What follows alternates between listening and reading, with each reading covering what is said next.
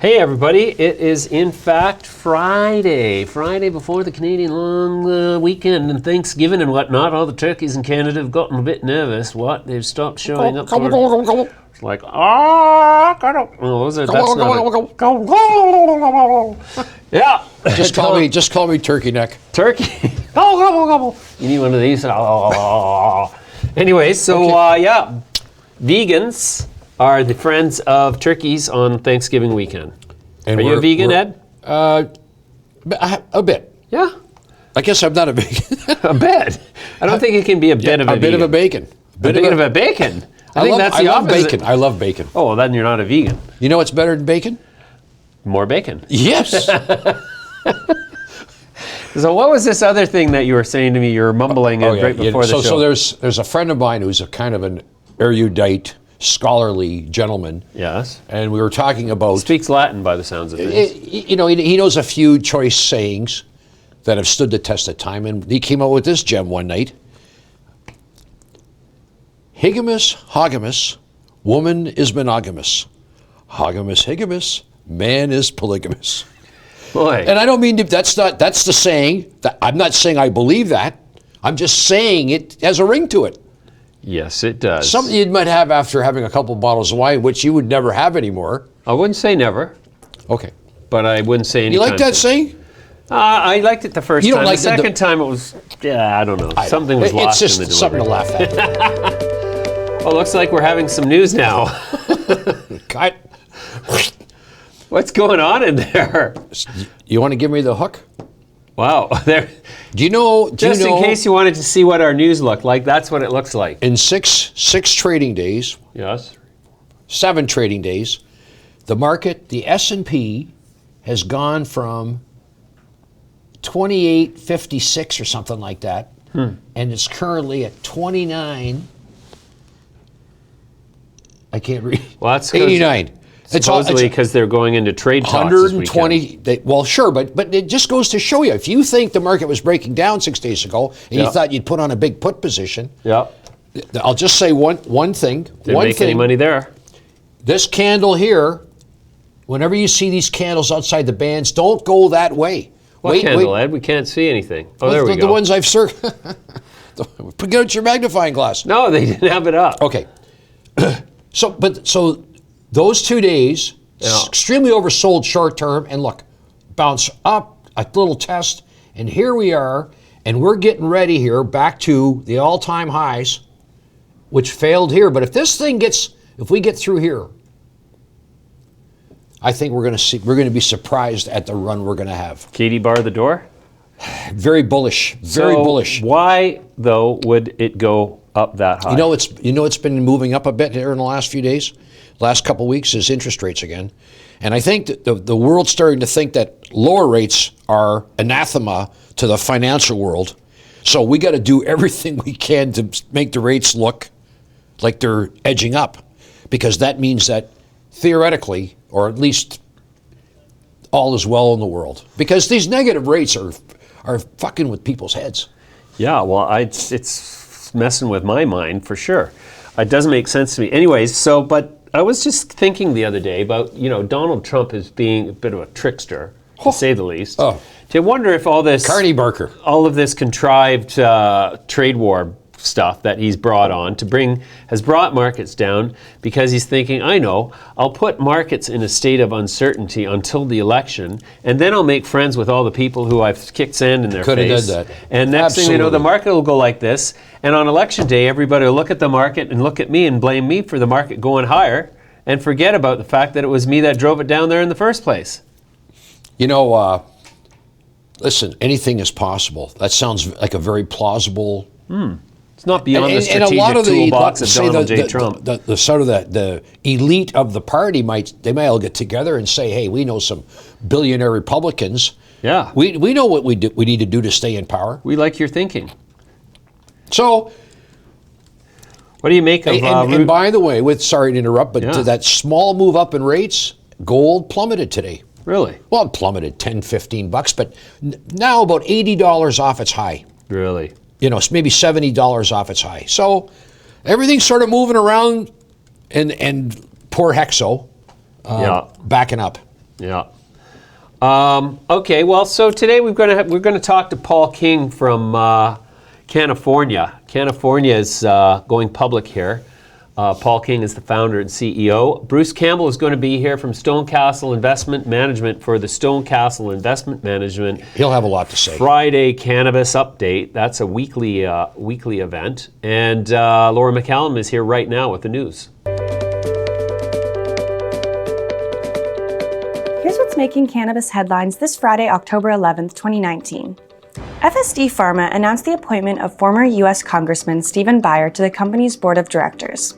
The company also announced that it will complete a consolidation of its Class A multiple voting shares and its Class B subordinate voting shares, each on a 1-to-201 basis. Harborside has acquired full ownership of San Leandro Wellness Solutions. Harborside previously owned 50% of the dispensary under a joint venture with Dark Heart Nursery and would have provided management services to the store upon opening in Q4 of this year. Harborside will now operate 3 dispensaries in the San Francisco Bay Area alongside their flagship Oakland and San Jose locations. MedMen Enterprises announced that Stacey Hallerman has resigned from the company's board of directors effective immediately. StrainPoint Technologies have added WeedMD to its growing portfolio of cannabis-based subscribers. WeedMD will have access to the StrainPoint Analytics web platform, a cannabis analytics platform, to identify patterns for their products cultivated, processed, or distributed. Trulieve Cannabis has begun a realignment and expansion process of its leadership team in preparation for national expansion and accepted the resignation of its chief operating officer. The company is confident realignment in management will leverage Trulieve's strategy of remaining the leader in the Florida market, currently operating 37 dispensaries and on track to have 44 dispensaries in 2019 and expanding to 6 U.S. states by year-end. And that's your news for today. To keep up to date on all things cannabis, visit the Cannabis Daily on MidasLetter.com.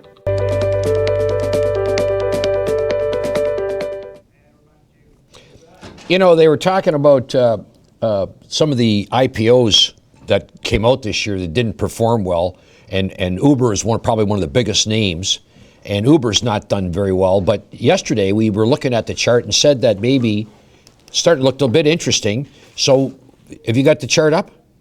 Look at that. We had a nice bottom there, a rally bottom, and then look at that nice up move today. Of course, the market's very strong. That's Uber. Okay. That's Uber for you. That's Uber for you. You know, Uber is a company founded on basically breaking the law.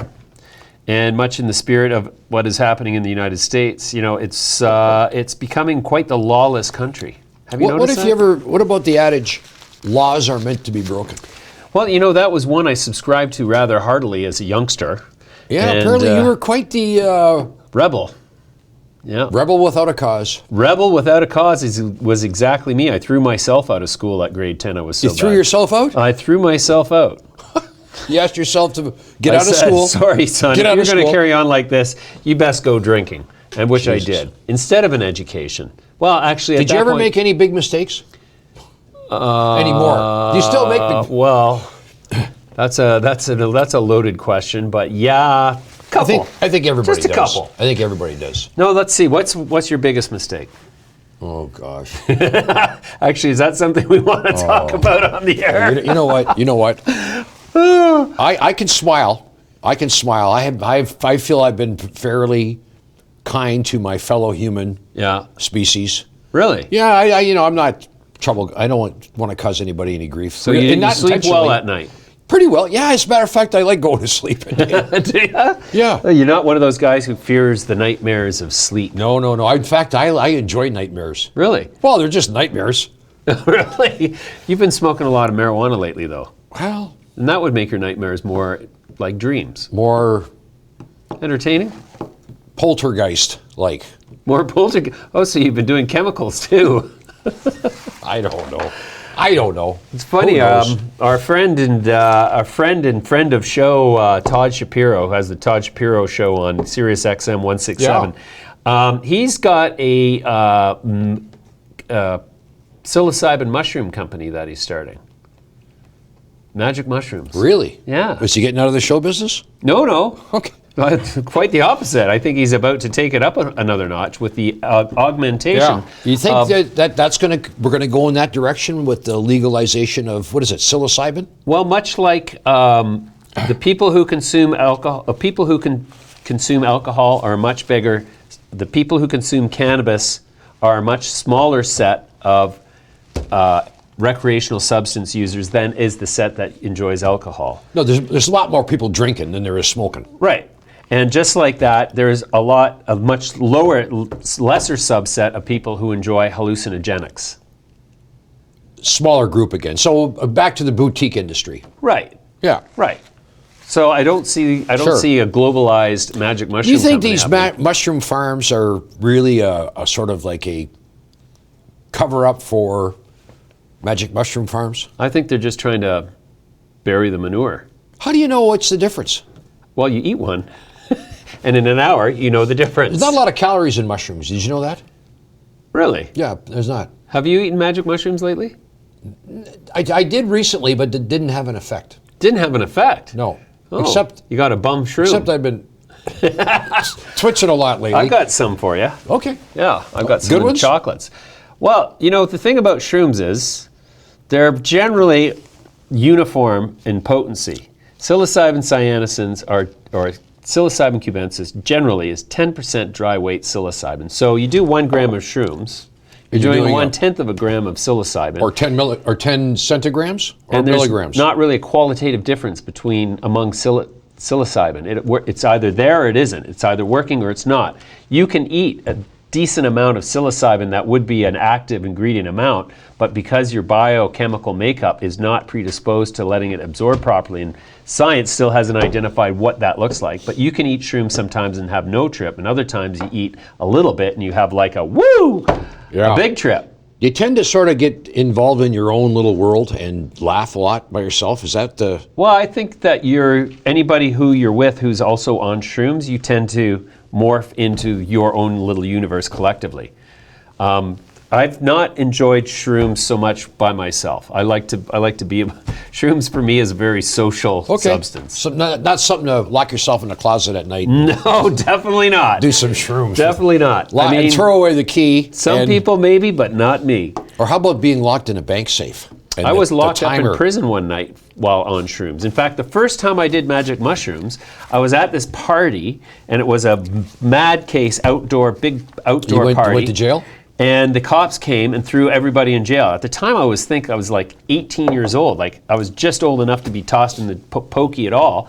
And I had been drinking, and I had been given shrooms just before the cops showed up for the first time. And so I'm getting off on shrooms for the first time in my life, and I'm in jail. You must have made a good impression. Well, but the funny thing was, all my buddies were in the other cells, and so we were laughing and hooting and hollering and just carrying on, and the cops finally threw us out of jail because we were having too much of a good time. You got thrown out of the party? No, you get thrown in jail. We got thrown in jail, then they threw us out of jail. So is that why they call it, when you're hooting a lot, a hootenanny? That's a hootenanny. Okay. Yeah. Okay. You've been to a good hootenanny lately? I went to a powwow recently. A powwow? Yeah. Well, that's generally just for First Nations folk. Yeah. No. I went. They public are welcome. You were invited to a powwow? No. They do them annually. Every sort of, I want to say the right words, but tribe or clan or whatever, they come back every year, and they come back from all over North America. So why were you there?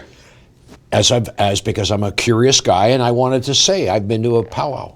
This was and just you said to 6 the weeks chief ago. that I would like to come to your powwow because I'm a curious They guy? advertise. If you go up to get the local magazine up in Prairie Sound on any day and say, okay, what's the upcoming events in the area? And every tribe, there's 15 a year, 20 a year. 20 powwows? Different tribes. Really? I've got photographs. And so is there you know a what master... we could do? I could hand one of the pictures over to Donald. Sure. And then we could put it, and we could see. You at a powwow. Actually, so is there one powwow for all powwows? No, there's it's like you have your own little frat party. So it's definitely tribal. It's tribal, and then there's they do the thing where everybody circles and they Really? do their. Can you do the dance right now? Well, Probably not. We're going to do some. We're going to have to start learning the Fortnite dances. okay. You're down with that? Do you know what Fortnite is? No. Every fourth night. Fortnite is one of the most popular video games in the world right now. Fortnite. Online. Esports. Fortnite. Really? Do you know what Fortnite? Do you know what a Fortnite is? Is it like it's so many? It's what 4 days? Nope. 40 days? Nope. 2 weeks. Wow. Yeah, I was going to get that one. Jeez. You missed the look on Ed's face there. That was priceless. Yeah, well. Oh, that was hilarious. Anyways, only I got to see it. Yeah, Fortnite is 2 weeks. But Fortnite is also one of the most played esports in the world right now. Really? Yeah. And apparently there are Can dance you win money? moves. Yeah, you can win a lot of money. Really? 30 million bucks, I believe, was the last purse. What? Yeah. Yeah, no, it's esports is one of the biggest up-and-coming new sort of segments of online entertainment. And in fact, both Apple just launched our Arcade service, which is an esports service for subscribers, and Google just launched Stadia, which is its esports portal for subscribers. So esports, and I know we're moving in that direction. Mm-hmm. Out of cannabis into esports.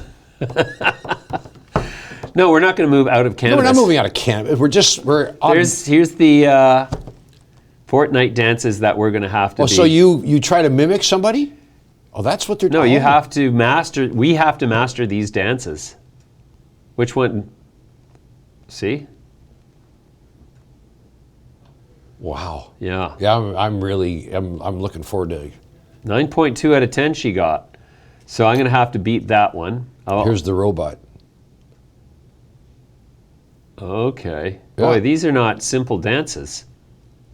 Well, you mean they're not like polkas or something? Well, and there's not a lot of improvisation, I see. It's like very rigid. Right. Huh. Where are we going to learn that? I don't know. We're going to have to hire an instructor. Okay. All right, let's take a look at cannabis stocks. Never mind this esports. Well, let's look at Hexo. Well, actually, I want to start with a look at all of them. Okay. Here's the large cap index is down 2.07%. And if we quickly go look at the index page, its Canopy Growth is leading the charge to the downside. They're down 5.85% to 25 bucks, 25.57.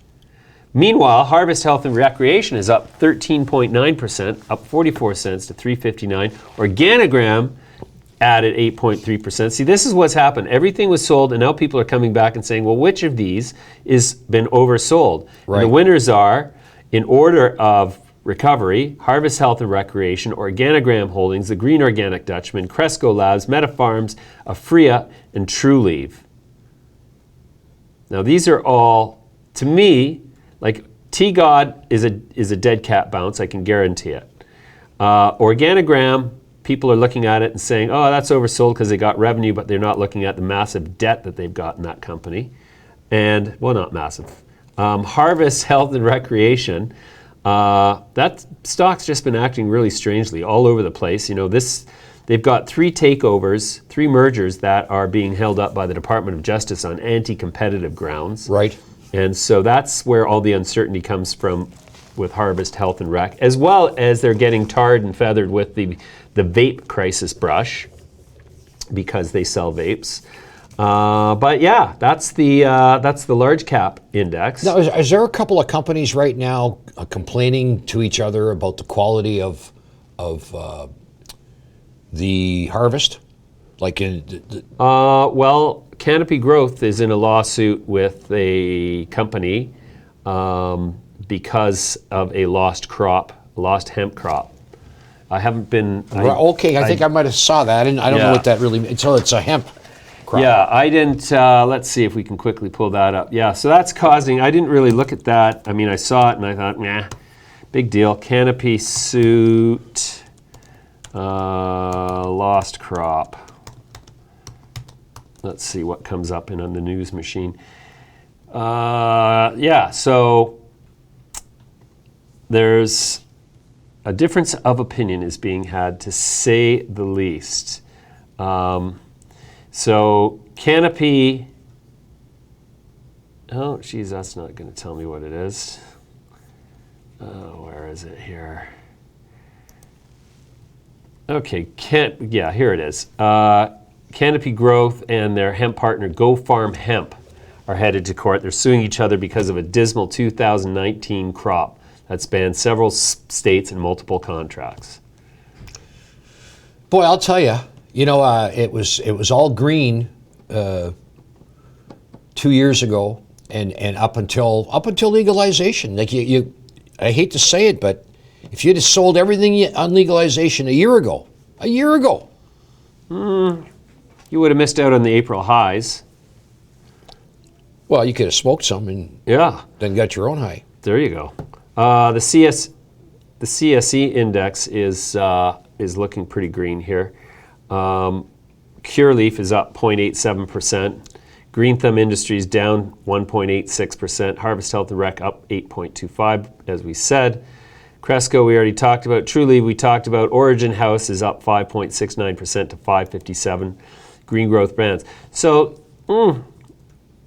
barring another sort of cluster of bad news items, like it was quite negative for TGOD, both lost its financing as well as had the BMO downgrade them. At the same time that Hexo lost their CFO and downgraded their expectations. At the same time, MedMen abandoned a merger and lost its CFO. So this last week was a really bad cluster of news events, which had the predictable effect of driving the whole market quite a bit lower. Not to say that that can't happen again in weeks ahead, but that has sort of resulted in an overbought reaction in the market today, where people are coming back in and bidding things up because they feel they're overbought. Oversold, I mean, yes.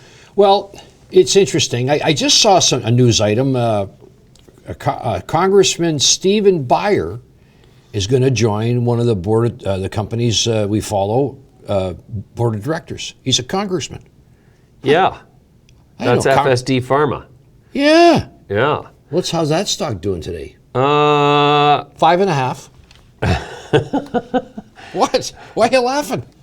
And what's the symbol of FSD Pharma? Huge. It is huge. Change it to deluge. Well, look at this. Stock has traded 31.7 million shares and is flat on the day.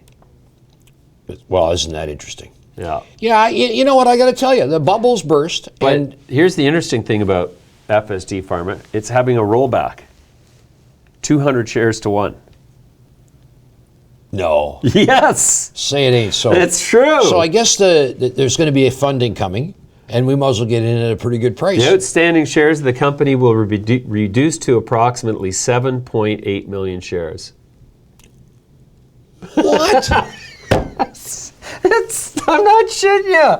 That's the news. Look, it's right up on our screen there. Okay, so this thing, so what does that mean? What does that mean? It means that FSD Pharma so that 20 to 1 is $1. It'll be $1. Well, 200 to 1, it should be $1, yeah. No, 20 to 1. So it should be $10. Yeah. So it's going to go from sub 10 cents to over $10 a share. And then drop from $10. You gonna go buy some? No, that's not going to happen. I'm curious to see how.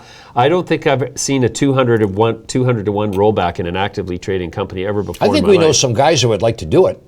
Yeah, I know there's some guys who should do it. Gee, that takes. Well, we issued too many shares to start with. There's 1.5 billion shares, right? Yeah. 1.5 billion times divided by 200. 7 million. Wow. 7.5 million. That thing should be pretty wild then, eh? Well, I can't wait to see it. Like, is that really going to, it's been trading like crazy.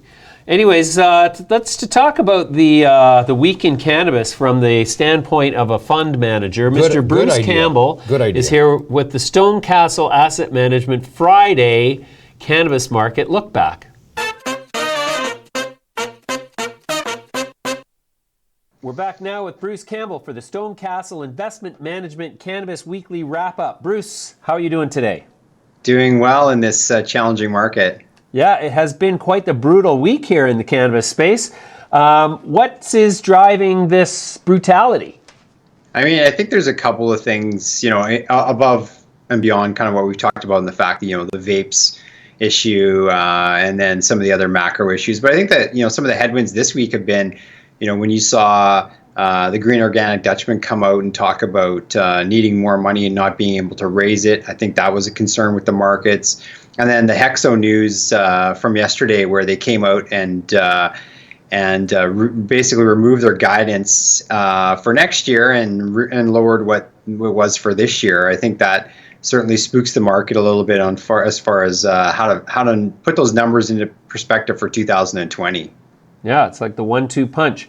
Okay, what about all of the outdoor grows? How has that affected the downdraft in market valuations? Yeah, I don't necessarily know if it's affected the valuations to any great length, but right now most of the outdoor grows are at the point where they're getting ready to harvest or have just pulled off those harvests. We were actually at one on Wednesday where they're going to start harvesting next week, and it was pretty impressive to see. I mean, the big thing is that their cost is going to be super low. They think sort of in that 25 cent per gram range versus I think the lowest that we've seen kind of from any of the big producers is kind of in that 65-75 range, and there's lots sort of in that $1 to $2.50 range. So that's probably having a bearing on going to have a bearing on prices and then also supply, which we talked about in the past about how much supply there is coming. Mm-hmm. Okay. Canadian legal prices keep dropping relative to the black market. How much of a headwind is that going to shape up to be in 2020? Well, I mean, that's something that I don't think anyone should be surprised to see, because at the end of the day, that's what the government, when they set out this program, wanted to see, right? They wanted to eliminate the black market. And the only way you can really do that is through testing and quality of product and then through price, because the two still have a fairly wide variation between, where they are now, but we're starting to see that go in the right direction. That's obviously great for the consumer and for the market as a whole and for, moving that black market to legal. I mean, where it becomes more challenging is for that producer who is now got a high cost of production. And that's where we're really going to see, things get blown out probably in the next 18 to 24 months when you actually have producers who can come in with a low cost in that sort of 65 or 75 or 80 cents per gram versus the guys who are $2.50, especially if, now they're selling it to the provinces for $4, but if that drops down to, selling it to the province for $2.50, $3, there's going to be a big squeeze on margins. Mm-hmm. Do you think that the retail consuming public of cannabis is so price sensitive that they're willing to patronize the black market in favor of over the legal market due to price? Well, certainly if you consider sort of the legacy market, that I think would be the case for sure.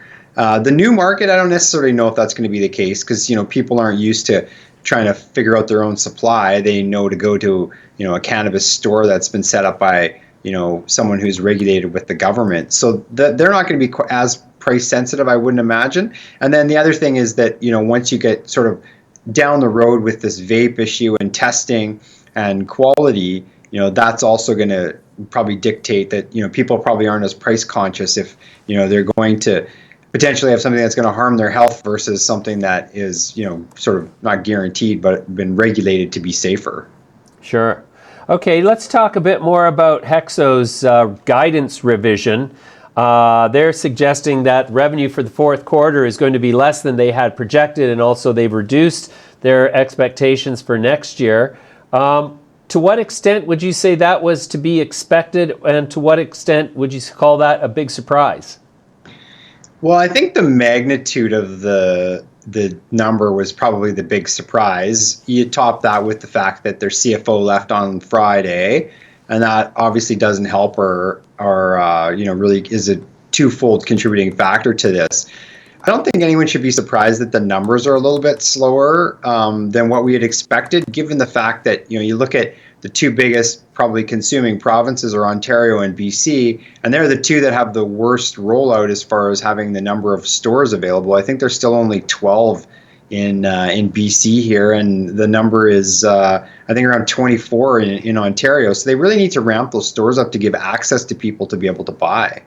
Sure, okay. And then TGOD also was obviously slammed with the by their announcement that they were having trouble getting funding to finish their projects, but also the BMO cut their target price to 70 cents. So I guess that's all combining to really drive TGOD shares lower. Do you think that's something they're going to be able to recover from?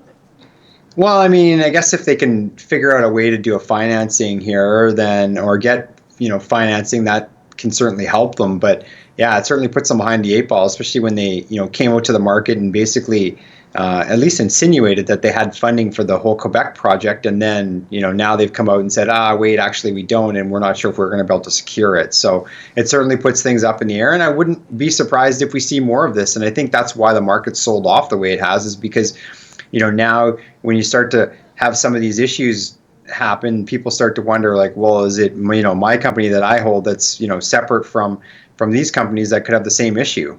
Mm-hmm. Right. Okay. We're starting to come into a market where anybody who manages to pull off a financing is worth a second look just by virtue of achieving that.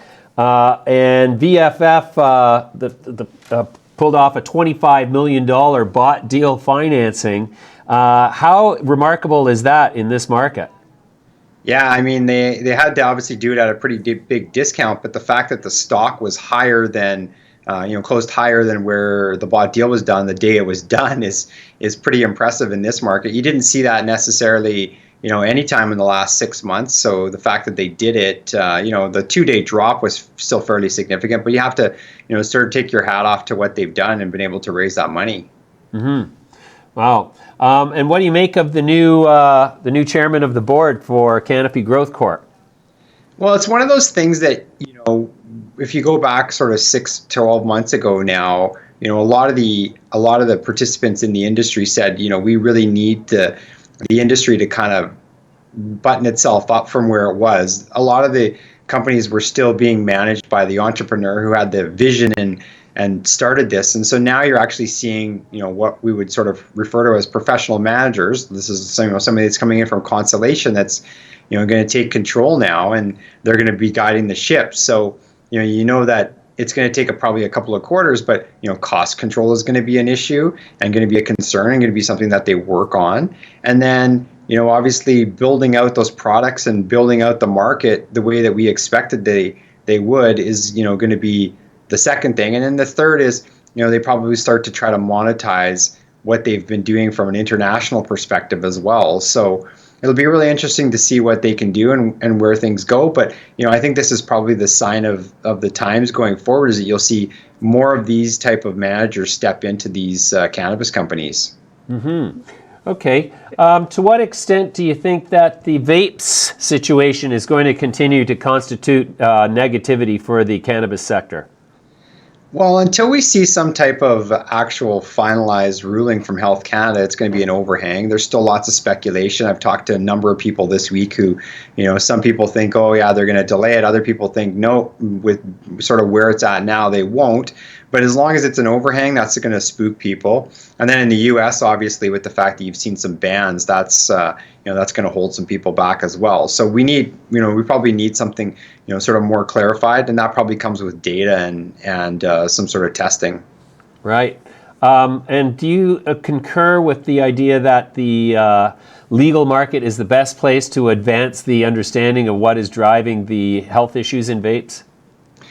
Well, just from what I've been able to read, it certainly seems that there's a differentiation. It seems like, several of the black market products are the ones that, contain this vitamin E acetate or had the, the pesticides that's creating the hydrogen cyanide.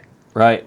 In general, Bruce, how does a cannabis investor who wants to still be a cannabis investor, how do they protect themselves and position themselves for the market that we're in right now?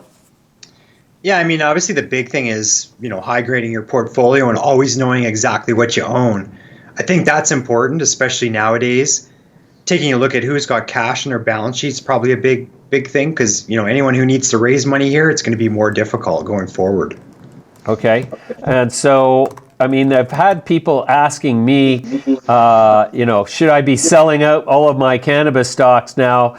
And, I'm not an investment advisor, so I don't give them advice. But it's like, it's not as if this, would you categorize this as the dot-com meltdown of cannabis stocks? Certainly it feels that way in some regards. The difference being that, we have a market for this product that we didn't have with the dot-com. Like there was, if you think back to say somebody like 360 Networks who built all this fiber, but we didn't have anything that ran on the fiber. Well, we know there's this huge black market. The Canadian market's still estimated, I think, to be 7 billion in size if you conclude black and legal. So that's going to cross over. You just don't know when and how it happens. So the market's there. These companies there's going to be leaders and there's going to be ones that, fall by the wayside. But the big thing is trying to figure it out. But the market's there, so we know that. Right. Okay, great. Well, that's it for this week's StoneCastle Investment Management Cannabis Weekly Wrap. If you want to learn more about StoneCastle Investment Management, go visit them at stonecastlefunds.ca. Bruce, thank you very much for your participation as usual. Yeah, hang in there, investors. You bet. Thanks. Follow us on Twitter, Instagram, LinkedIn, and Facebook. Make sure you never miss a show by subscribing to our YouTube channel and clicking on the little notifications bell. If you're interested in getting monthly actionable investment ideas in the cannabis space to your inbox, subscribe to the newsletter at midasletter.com. Yeah, Bruce has always got some great insight. No question, it's going to get difficult for companies that aren't generating positive cash. They're going to need to raise money. And you're now seeing not a lot of shares being done. It's now debentures. Debentures, right. Which strikes me as, a debenture is secured by assets. If you've got assets, right. Then, yeah, okay. And maybe the crop? Well, I wouldn't bank too much on the crop in the hands of some of these guys. Well, apparently not, but the company Ignite.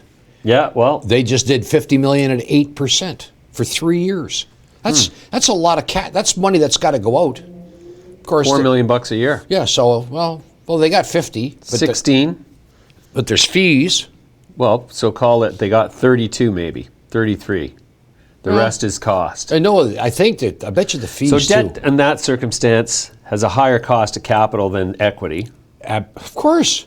But there's no equity options for a company in this market unless they've got some real invested, believers in the company. Really? Yeah. Is that interesting? Well, the industry, as we see it, is under siege. Which industry? Marijuana industry. It's under siege.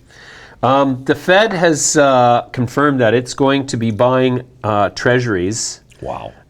Well into 2020. So, contrary to representations of some market commentators, QE4 has now begun. And so this is really important because now we have QE underway in the U.S. to the tune of $60 billion in treasuries.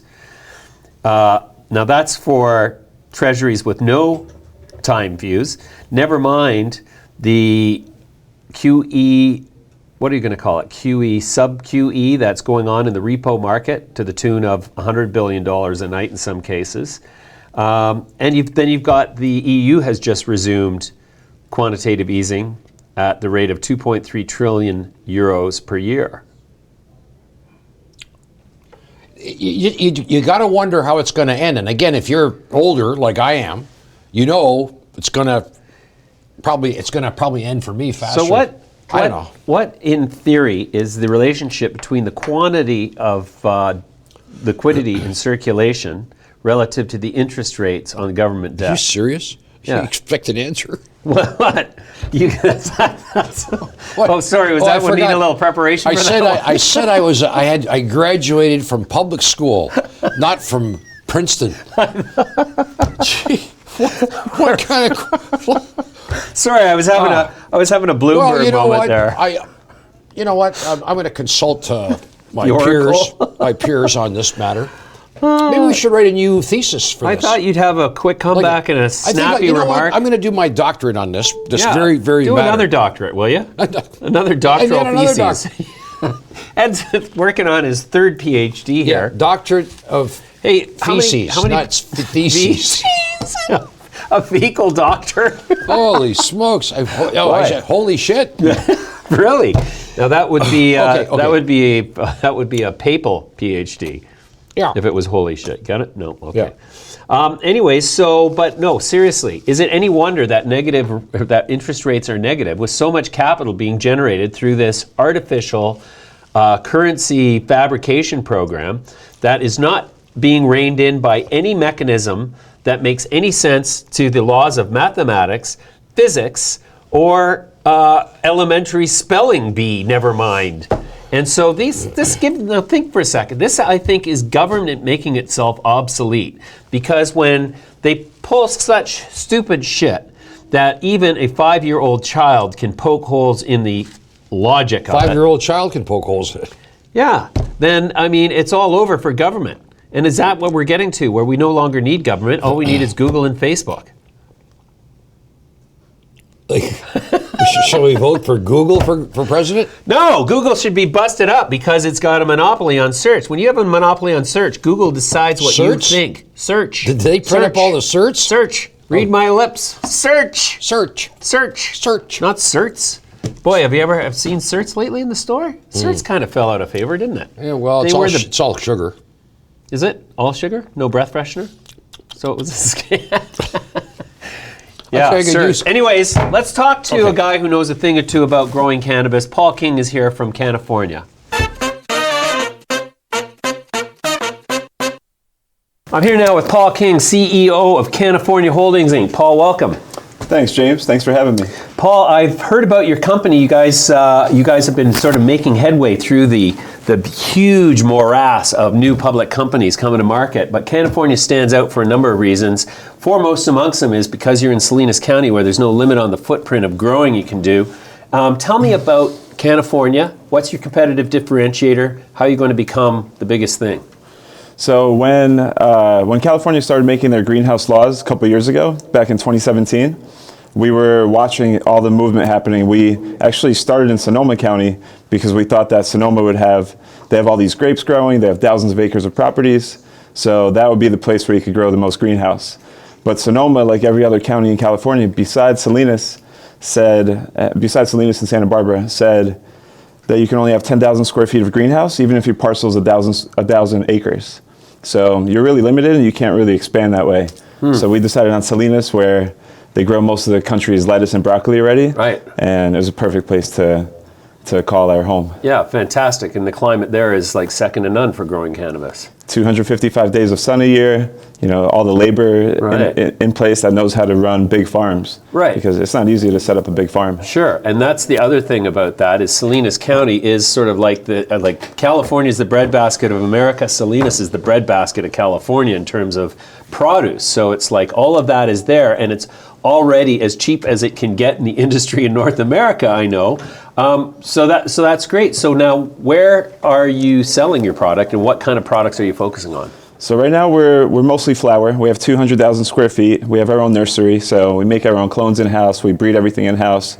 We have 120 strains that we're constantly in development with, that we're R&Ding, and then we're growing about 20 strains all the way. Right. And then we're selling to wholesale dispensaries. I mean, we're sold out before it's even harvested, so we always know where it's going. And we brand everything in Cannafornia. Wow. We think we have the best name in the industry. Sure. Well, and so that's an interesting point. This isn't your first rodeo in the cannabis space in California. You've got a sort of, if anybody has a pedigree in growing, it's you, correct? I think so. I mean, I started back 5 years ago. Me and my older brother just moved out from Miami to San Diego because we heard you could grow cannabis legally in California. So we jumped over, started growing indoor because that's what got licensed first in California. And that company is doing pretty well, and Cannafornia is doing pretty well too. Yeah, right on. Okay, great. So in terms of the California market being saturated with unlicensed supply, and how much is that a problem for a company like Cannafornia?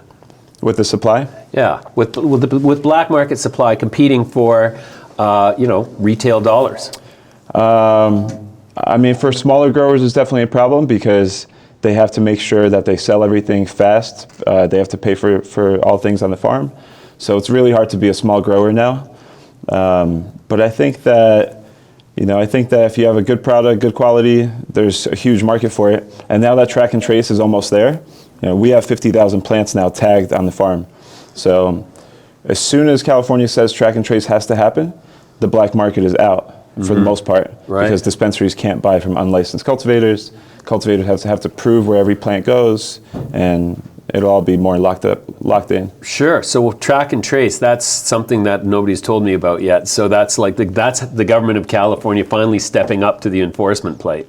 Yeah, just like they have in Colorado and Washington, Oregon. Every plant's tagged. Everything's in the system. You could track everything. You know how many grams per plant are being produced. You know what they're being packaged in. It basically takes it from all the way from seed to whatever the final product is. Mm-hmm. So then the consumer they're going to know that they're buying black market product. Well, the consumer won't be able to buy black market product in a dispensary. Right. They could still buy it from their local dealer. But everyone's talking about what happened with vapes recently. It's dangerous to try black market vapes. And hopefully if the price is good enough for consumers in a dispensary, they'll buy it from a dispensary or get it delivered to their house. Sure. There'll be enough options. In Canada, the StatsCan just reported that there are more online dispensaries than last year, and the prices that online dispensaries are selling for are cheaper. Now, these are illegal dispensaries, and Canada hasn't been able to stamp them out. So what's going to be different in California? With unlicensed dispensaries? Yeah. I mean, there's still like 1,000 plus unlicensed dispensaries in LA right now. Really? Yeah. I mean, there's way more unlicensed than there is licensed. And they get shut down, but then they pop up next week in a different location.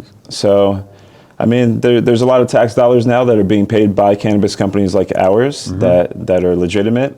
And we're paying millions of dollars in taxes. So hopefully those taxes are being used for the right reasons, and law enforcement will start shutting down all the illegal shops that don't pay taxes and haven't gone through these major hoops that companies like us have. Right, sure. Okay, so then you don't own dispensaries then? No, so our model is we want to be one of the biggest growers in the state, in the country, and we want to have the best brand, Cannafornia. And that's it. We want to sell to retail. Personally, I don't know if the retail model is going to work. In other industries, it's not really working. Most of it's going online. So we do have a delivery license too. It's called Sonic Chronic. Okay. But it's just kind of sitting there waiting for the right opportunity, because I don't want to build out a whole delivery infrastructure myself with all the cars and all the tech. I'd rather partner with someone that already has that might be delivering other things and integrate cannabis at the right time. How soon till Uber starts delivering cannabis? That's a good question. We'll have to wait for that. Yeah. Okay, so tell me about how the company is structured from an investor perspective, like how many shares out, how much money did you raise, at what price? So we raised, about 2 years ago when we started, we raised $10 million and just kept our head down, built everything out, didn't look for additional capital, got to profitability this past April. And that's when we raised another 13 million. So we raised 10 million US, then we raised 13 million Canadian. And now we're looking at a raise of, we're going to start raising pretty soon here at a good valuation. I mean, I compare our numbers to others like MedMen, where it's $1 billion market cap, but they're losing 30, 40 million a quarter. So we built a company that's profitable, that's in the positive. Right. And still our valuation is going to be like in the 100 million range, 100, 125. So I think for investors, there's tons of upside, and we want to take everyone along for the ride. Sure, cool. Okay, so in that respect, like you going public, do you have a plan to go public? Do you have a timeline right now? Well, we're here in Toronto meeting with bankers and seeing what everyone thinks about the market now. Everyone's pretty much saying the same thing, just you're lucky that you're private, stay private, wait till the market changes, but get everything ready, get all the paperwork ready. So if the market does turn, then everything's in place. So we're just going to sit back, see how the SAFE Act goes in December. Maybe the U.S. market's going to change pretty quickly. The election year is coming up. Right. So Trump might use it as one of his cards to, everyone talks about abortion every election, but maybe this year cannabis will come up. Yeah. And so we'll see how things go, but we're just going to keep doing what we're doing and keep expanding on what we're building. Sounds great. Paul, that's a great introduction to the company. We'll leave it there for now. I'm going to have you back next time you're in town. Thanks very much for joining me. Thanks for having me, James.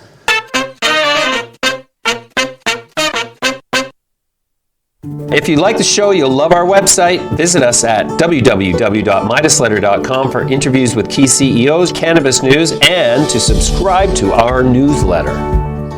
Harvest Health and Recreation is up 14% at this point, $3.59 a share. So it's making a nice recovery today.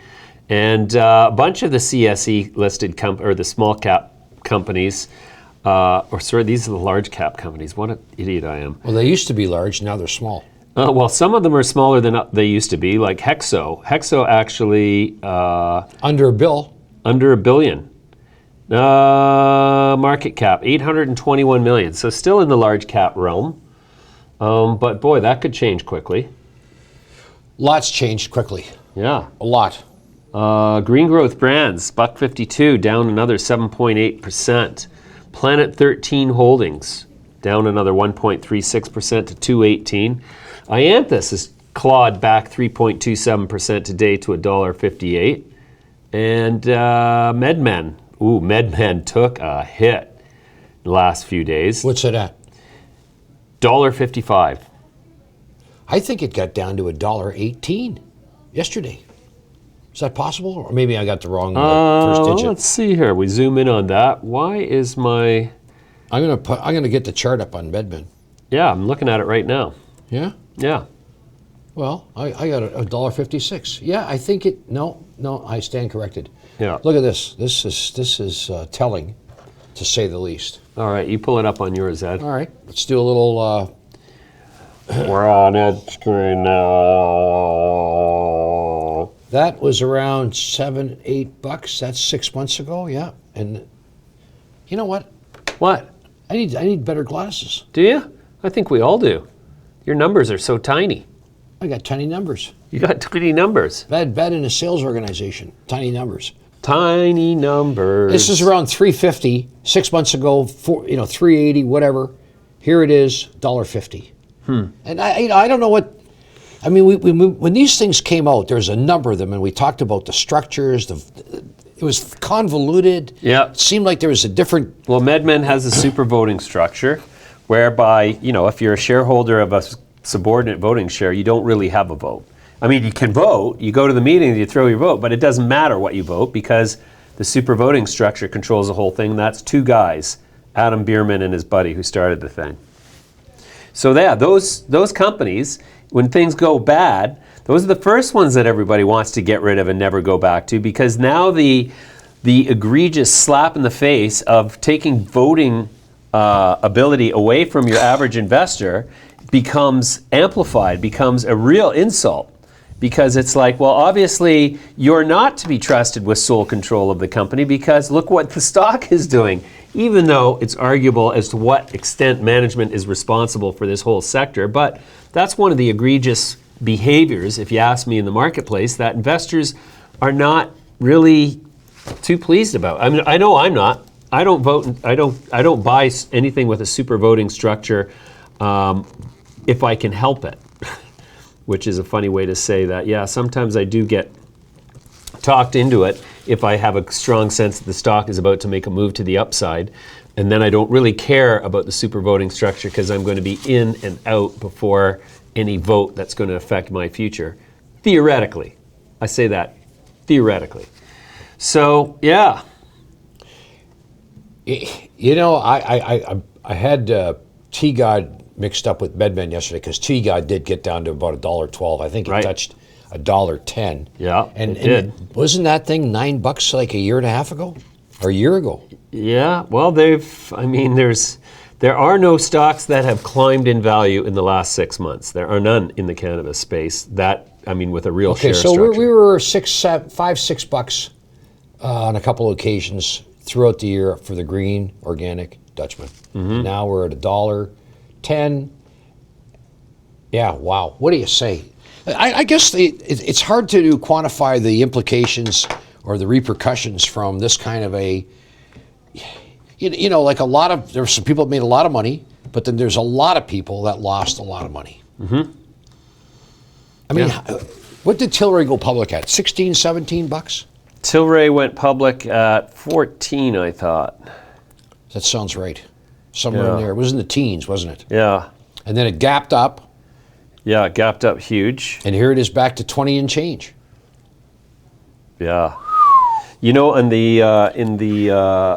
the covenant document, that governs its $450 million debenture, right? The biggest provision that they made in the case of a make whole clause, which is where the make whole language is where you say if the stock price drops below this price, then you have to give me X number more shares to make whole the number that you owe me.